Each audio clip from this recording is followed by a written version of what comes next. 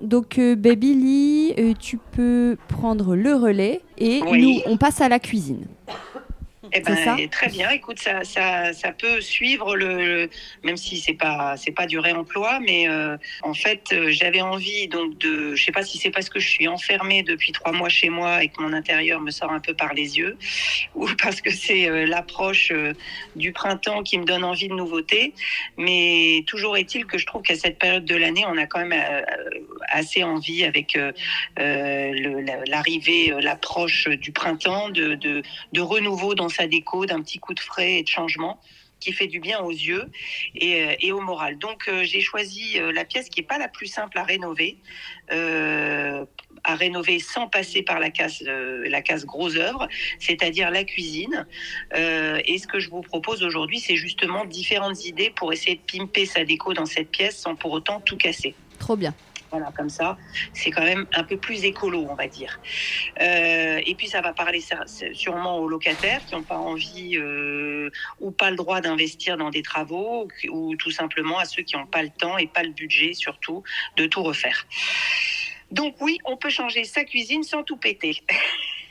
Donc, on va démarrer avec les placards. Bon, si vous en avez marre de vos placards, la première option que vous connaissez, mais saviez-vous qu'il existe plein de marques qui le proposent, c'est le fait de changer ses façades. Moi, j'en connaissais 2-3, mais je ne savais pas qu'il y en avait autant. Et surtout, on a toujours l'impression que ce sont des façades qui ne s'adaptent que sur les caissons Ikea. Et en fait, maintenant, ça peut s'adapter à tous les caissons. Donc, je vais quand même commencer par ceux qui sont compatibles avec Ikea parce que il y en a quand même, c'est quand même une grande majorité d'entre vous, enfin de nos auditeurs certainement, qui ont du Ikea dans leur cuisine. Et puis, je vous parlerai des autres après. Et je commence par les Français, tant qu'à faire. Vive la France. Donc, parmi les plus connus, évidemment, dont on entend. Alors, c'est très drôle parce qu'ils ont tous des noms anglais. Bon, j'imagine pour qu'on s'intéresse à eux à l'international. Donc, le premier dont on parle beaucoup en France, c'est Plume Living, qui s'adapte à un seul modèle de cuisine, qui est le modèle méthode, mais qui bosse avec des archis. Là, ils ont fait une collab avec Margot Keller, ou récemment avec le studio d'archi d'intérieur Pauline Borgia, et qui font vraiment aussi bien de la couleur, plein de teintes différentes. Ils en ont plein de nouvelles en permanence, des façades en bois, des très jolis poignées, etc. Donc ça, c'est pour Plume Living. Ensuite, il y en a une autre, moi, que je ne connaissais pas. Vous allez me dire si vous la connaissiez, c'est Cover Set. Ah non, je connais pas. Non, moi non plus. Eh ben, alors ça, c'est super beau. Alors, c'est que du bois. Et c'est fabriqué en Normandie dans des menuiseries. Et alors, ils travaillent le bois de manière, alors plein de bois différents avec des détails comme du cintrage. Tu vois, les angles, pas les ongles, les angles sont arrondis. Il y a des parties saillantes. Le bois est vraiment travaillé. Donc ça, c'est très beau. Ensuite, dans les autres marques françaises, il y a Beauclip. Ça s'écrit Bocklip. Donc eux, ils font les caissons Ikea méthode et Factum. Les Factum, c'est les vieux, et ça, c'est, croyez-moi, je suis passée par là, j'ai été Factum chez moi, et on est bien content quand on en trouve. Ils font le Roi Merlin aussi. Il y a une autre marque française qui s'appelle RYK, je sais pas comment on dit, Rick Home, et qui veut dire Relook Your Kitchen, qui eux s'occupent donc des meubles Ikea méthode, mais aussi de Leroy Merlin. Ensuite, je vais essayer d'aller rapidement. Vous en avez un autre qui s'appelle Switch Intérieur, parce que c'est switcher sa façade. Et eux, ils sont compatibles avec plein de marques, dont Cuisinella, Schmitt, Leroy Merlin, etc. Et il y en a un autre encore, alors là, à ne pas confondre avec le précédent, qui s'appelle Rilou Kitchen. RELOOKITCHEN, qui sont français aussi, et qui, eux, font des façades qui sont sur mesure. Et donc là, pour le coup, ça peut aller sur n'importe quel meuble, en fait. Que ce soit un caisson existant ou un meuble qui aura été fait par un menuisier. Voilà. Et ensuite, vous avez plein de. Je prends trois petites marques à côté, enfin 3 grosses marques. Il y a évidemment Superfront, les Suédois, qui étaient eux, pour le coup, c'était les pionniers, et qui proposent des façades en bois, de couleurs rainurées, ondulées, striées. Enfin, il y a plein de formes différentes. Vous avez quand même Ikea, pour ceux qui ont un plus petit budget. Faut savoir quand même, on peut changer, c'est tout bêtement, ces caissons, enfin ces façades chez Ikea. Et il y en a un autre qui s'appelle Reform, R-E-F-O-R-M, qui est une marque danoise qui fait des très beaux designs aussi de façades. Notamment, là, ils en ont fait une avec Jean Nouvel, qui a fait des façades en acier inoxydable brossées avec des stries comme on voit dans les magazines de déco. C'est canon. Voilà, ça c'était pour les façades qu'on remplace. Après, si on n'a pas envie ou pas le budget de remplacer ces façades, on peut faire tout simplement, ce qu'on peut faire, c'est les peindre en fait. Donc, si on veut peindre ces façades, ce qu'il faut d'abord, c'est d'abord bien les nettoyer. Ça demande un peu d'huile de coude, bien les nettoyer, les dégraisser parce que c'est toujours un peu sale dans une cuisine, les poncer, mettre une sous-couche d'accroche spéciale meuble. Ça, on en trouve dans tous les magasins de bricolage. Et puis ensuite, on met une peinture quand même costaud. Il y a V33 qui a lancé une ligne qui s'appelle Rénovation Cuisine. Il y a Libéron, Tolin, Saint-Hilor. Et puis sinon, tout bêtement, Faro & Ball ou Ressources si on a envie de tons délicats en particulier et qui font maintenant des peintures qui sont quand même bien résistantes. Ah ouais, tu crois qu'on peut mettre ça sur sa façade? Ouais. Bon, faut étudier le sujet, quoi. Peinture d'accroche et compagnie, ou faut poncer. Oui, alors après, en fait, il faut leur demander, mais je pense que. Ou alors, moi, je sais qu'avant, j'ai déjà repeint ma cuisine, j'avais pris de la peinture de parking, mais maintenant, eux, ils font de la peinture typiquement Faro & Ball ou Ressources, ils font des peintures de meubles extérieurs. Donc, si tu prends un truc comme ça, c'est costaud, en fait. Ouais. En fait, le truc qui craint toujours, c'est les chocs. Voilà, les chocs, ça, c'est toujours... il faut avoir un petit pot de retouche, quoi. Ouais.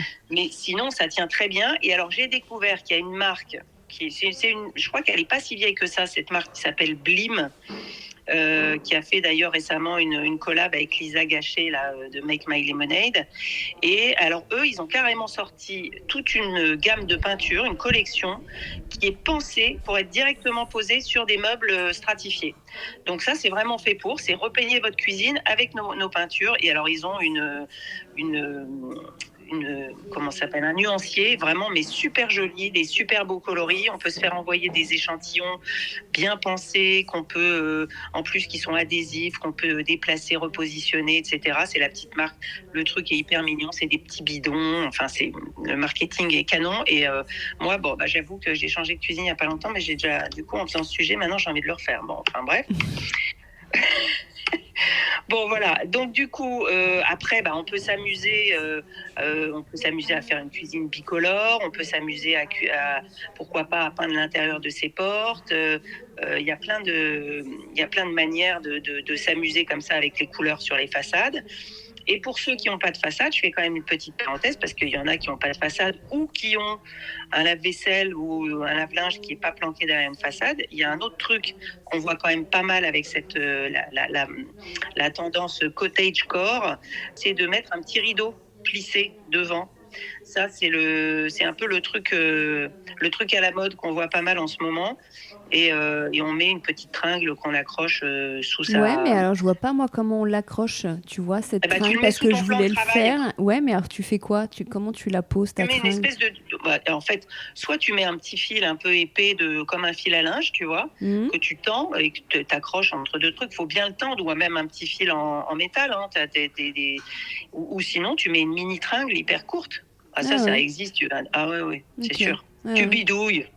Tu bidouilles et tu mets ton petit rideau et puis ta cuisine. C'est vrai qu'on le voit beaucoup, ce rideau. Même ça a un nom, j'ai vu. Attends, je sais plus. Oui, comment ça s'appelle. alors Brise-Bise, ils appellent ça. Ah ouais, tu vois. Moi, c'est vrai que c'est très joli. Ouais. C'est aussi les petits rideaux. D'ailleurs, je suis tombée sur un site complètement fou qui faisait ça et qui en vend aussi pour accrocher à tes rideaux, à tes fenêtres. Tu sais, un peu à l'anglaise. Où tu mets... ça fait un peu mamie, mais c'est trop mignon. Ouais, c'est mignon.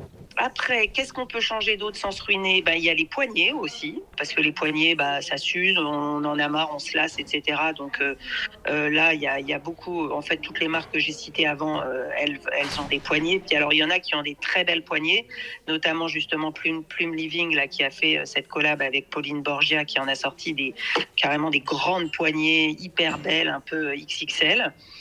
On peut aussi changer son plan de travail. Donc là, comme je vous disais, chez Reform, ils en ont des très très beaux en inox brossé. Plume Living, pour ne pas les citer, mais Plume Living, en fait, ils sont un peu incontournables parce que maintenant, on peut refaire sa cuisine de A à Z chez Plume Living, en passant même par la peinture, par les robinets.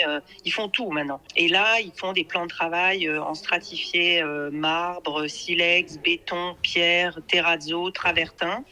Et franchement, moi, j'en ai pris un pour ma petite maison dans le sud-ouest, là, en effet pierre. Ça fait carrément la blague. Oui, t'en as pris un parce que t'es parti de zéro, mais je sais pas si remplacer un plan de travail, c'est si facile que ça, parce qu'il est fixé au mur quand même. Je sais pas exactement comment tu fais. Tu vois le truc, ça me paraît... Le plan de travail, ça doit pas être ce qu'il y a de plus simple, mais ça se fait. Oui, bien sûr. Ça se fait. Ou alors, il y a autre chose qu'on peut faire, c'est, ça j'avais pensé à le faire, moi, pour chez moi, c'est tout bêtement de l'enduire de béton ciré. Oui. Voilà, sachant que le béton ciré, pareil, il faut quand même bien le protéger parce que le béton, en fait, on dit c'est super, mais le béton c'est hyper poreux et que dans une cuisine, faut y aller mollo, quoi. Faut mettre un vernis et compagnie. Oui, ou en tout cas, faut passer par un pro. Ouais, exactement. Faut aller genre chez Mercadier et prendre un artisan qui te pose ça, ou enfin, faut prendre un bon truc, quoi. Ensuite, ce qu'on peut changer ou installer si on n'en a pas, parce que moi, ça fait 10 ans que je suis dans ma maison et j'en ai toujours pas, c'est une crédence. Donc, je repeins régulièrement mon mur parce que, évidemment, il est bousillé par les éclats de flotte, mais bon, bref. Donc, en fait, la crédence, si on veut pas se lancer dans la crédence en zélige, céramique, etc., on peut, il y a des crédences qui sont pas mal du tout. J'ai découvert des trucs qui sont canons. Alors, il faut quand même les voir en vrai, mais il y en a qui imitent des petites mosaïques. Alors, j'ai trouvé une marque qui s'appelle Easy Tiles. Oui, c'est canon, ça. Et ça, c'est des trucs que tu colles. C'est des stickers en relief qui ont des effets. Parce que c'est vraiment en relief, ouais.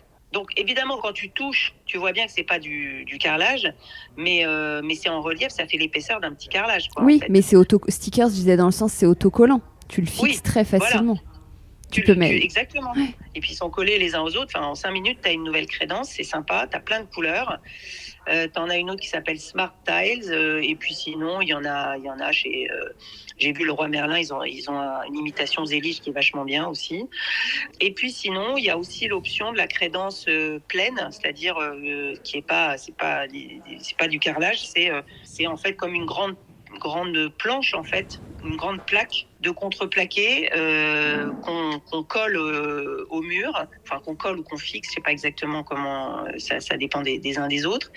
Et typiquement, encore une fois, désolé Plume Living, ils en ont sorti un. Je vous promets que j'ai pas de partenariat avec eux. Ils en ont sorti une avec une feuille de laiton doré. Donc en fait, on se retrouve avec une jolie crédence en laiton doré. En fait, c'est du stratifié, quoi, sur lequel ils ont juste mis une feuille de laiton. Donc, c'est sympa et ça pimpe la cuisine en 2 minutes, quoi.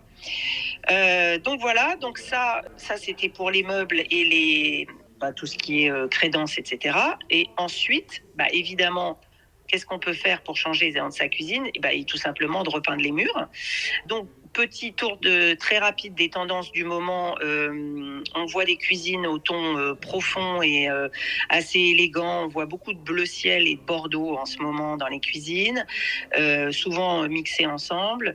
Des tons naturels et terreux qui fonctionnent très bien avec le bois, parce qu'il y a beaucoup de cuisines en bois avec des verts nature comme le vert sauge, l'olive, le beige crème qui remplace les blancs froids. Et enfin, des tons pastels très doux, comme le fameux jaune beurre, qui te parle, je crois, parce que je crois que tu n'aimes pas tellement. Si. C'est pas toi qui avais dit que tu n'aimais pas le jaune beurre ? Je sais plus ce que c'était. C'est moi qui ai dit qui n'aimais pas le jaune beurre. Non, Marie n'aimait pas. Si, moi j'aimais bien, au contraire, je crois. Ah, t'aimais bien, ouais. Bon, il y a des tons comme ça, le jaune beurre, le lavande, des tons très pastels comme ça qu'on voit pas mal arriver dans les cuisines. Et puis, faut pas hésiter aussi à mettre du papier peint. notamment papier peint vinyle, sachant que le vinyle d'aujourd'hui, c'est pas le vinyle d'hier et que maintenant il y a des vinyles qui sont super beaux. Notamment, moi je pense à Elitis qui en fait vraiment des super jolis qui imitent la nature, les matières naturelles comme la corde ou la paille. Donc, il y a des très beaux trucs. N'oubliez pas le plafond. Vous pouvez vous amuser à peindre aussi le plafond de la cuisine parce que moi, je trouve que ça apporte quand même tout de suite une présence très forte. Enfin, voilà, ça donne beaucoup de personnalité à l'espace. Et puis, reste en dernier le sol. Pourquoi pas, si vous avez un carrelage qui vous sort par les yeux. Bon, vous avez évidemment tout ce qui est, c'est forcément des vinyles, etc. Parce que après, vous pouvez vous faire couler un béton, mais enfin, c'est quand même autre chose. Les trucs rapides, c'est notamment Beija Flor qu'on connaît, qui a des collections de tapis en vinyle qui imitent les fibres naturelles, les carreaux de ciment, le carrelage ancien. Et puis, quelque chose que j'ai découvert il n'y a pas si longtemps que ça, pourtant je crois que ça existe depuis très longtemps, c'est le bollon, qui est une matière assez géniale, un revêtement de sol tissé en vinyle, souvent d'ailleurs avec des trucs qui sont... parce que je pense à... Je vois pas Violaine, mais je l'imagine, qui entend le mot vinyle, fibre synthétique, PVC. Je dis rien du tout, je suis extrêmement placide. Mais parfois, c'est des trucs, c'est de la récup, enfin pas de la récup, mais c'est des trucs qui sont réutilisés. Enfin, j'imagine que les fibres synthétiques, peut-être qu'ils l'ont récupéré d'autres trucs. Et alors, ils font... à la base, c'était des sols tissés qui étaient faits pour habiller et protéger les sols des espaces résidentiels et pros. Et en fait, moi, je l'ai vu récemment chez une fille qui l'a mis dans sa cuisine. C'est hyper joli, en fait. Ça habille complètement. On a l'impression qu'il y a un tapis au sol. Et en fait, ça se lave avec une serpillière, quoi. Voilà. Et puis sinon, évidemment, tout ce qui est accessoires déco. Donc, on n'oublie pas les jolis luminaires, une suspension, les appliques, mettre des étagères avec des petites plantes, des jolis bouquins, un pichet ancien, de la vaisselle qu'on aime et tout ce qui va donner à la cuisine une touche perso. Voilà. Donc maintenant, il n'y a plus qu'à, en fait. Au milieu de tout ce choix, il n'y a plus qu'à se lancer. Oui, il y a plein de petites idées pour pimper quand on ne sait pas quoi faire, effectivement. Moi, en tout cas, ça me donne envie de tout refaire chez moi. Voilà. De toute façon, je vais tout refaire. Ah, tu fais tout refaire ? Ah bon ? Ah là, moi, j'en peux plus. Ça fait 3 mois que je suis enfermée chez moi. Je ne vois plus que des rayures, des taches. Les couleurs, je ne peux plus les voir en peinture. Je vais tout refaire. Dès que je suis sur mes 2 jambes, je refais tout. Ah oui, ça m'étonne pas. Bon, on suivra ça. Voilà.